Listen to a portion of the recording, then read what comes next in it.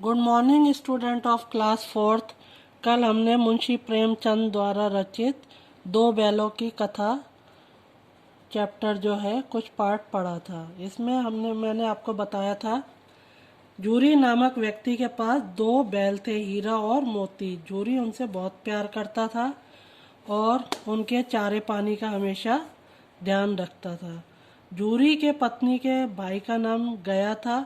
उसने उन दोनों बैलों को ले गया और दिन भर उनसे काम करवाता था, हल जुतवाता था और शाम को रूखा सूखा भूसा डाल देता था। गया की बेटी को एक दिन उन पे दया आ गई और उन्होंने हीरा और मोती के रस्से खोल दिए, जिससे वो गया के घर से भाग गए।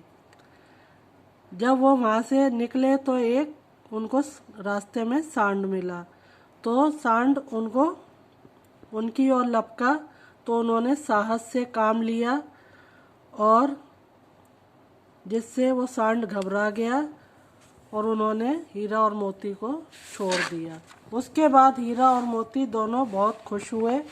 आगे चले तो रास्ते में एक मटर का खेत दिखाई दिया। भूख तो लग ही रही थी दोनों को। हरी हरी मटर देखकर उनकी भूख और तेज हो गई। वे खेत में घुस गए और मटर खाने लगे। हीरा और मोती को एक खेत नज़र आया, वहाँ पर उन्होंने हरी हरी मटर खाई। लेकिन अभी उनका पेट भरा भी नहीं था कि खेत के रखवालों ने उन्हें देख लिया। उन्होंने उन दोनों को चारों ओर से घेर कर पकड़ लिया। तो खेत की जो रखवाली कर रहे थे उन्होंने हीरा और मोती को पकड़कर कहाँ बंद करवा दिया? कांजी हौज में। कांजी हौज क्या होता है? गवर्नमेंट द्वारा जो बनाया गया एक जगह होती है सरकार के द्वारा, वहाँ पर ऐसे पशुओं को रखा जाता है। तो कांजी हौज में उनको बंद करवा दिया। कांजी हौज में और भी कई जानवर थे, जैसे भैंसे, घोड़ियाँ, गधे आदि। सबके सब कमज़ोर और दुबले थे। वहाँ किसी के लिए भी चारे का प्रबंध नहीं था, ना चारे का प्रबंध था और ना ही पानी का था। हीरा और मोती सोचने लगे कि हम यहाँ कहाँ आ फंसे।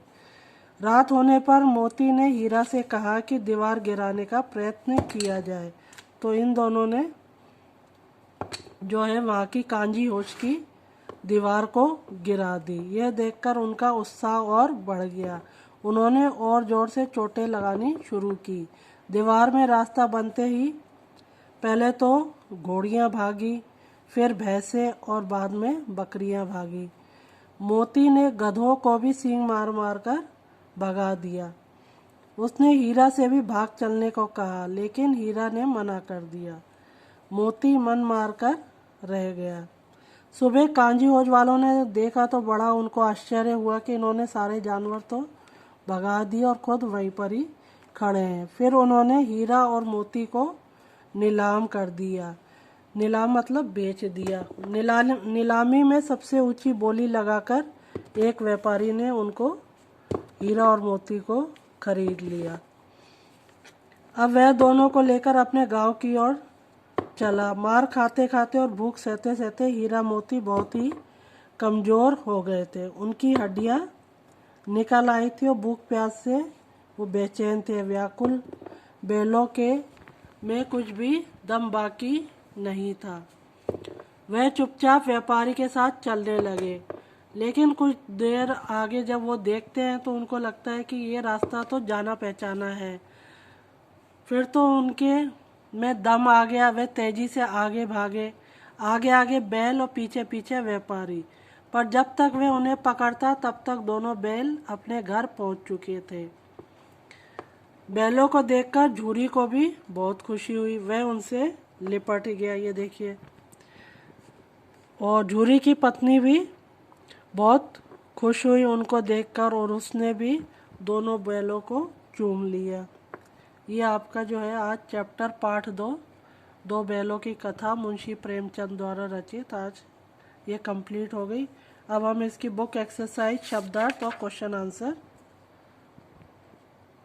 करेंगे। क्वेश्चन आंसर जो है आपको अपनी नोटबुक में लिखनी है, शब्दार्थ और क्वेश्चन आंसर। Thank you.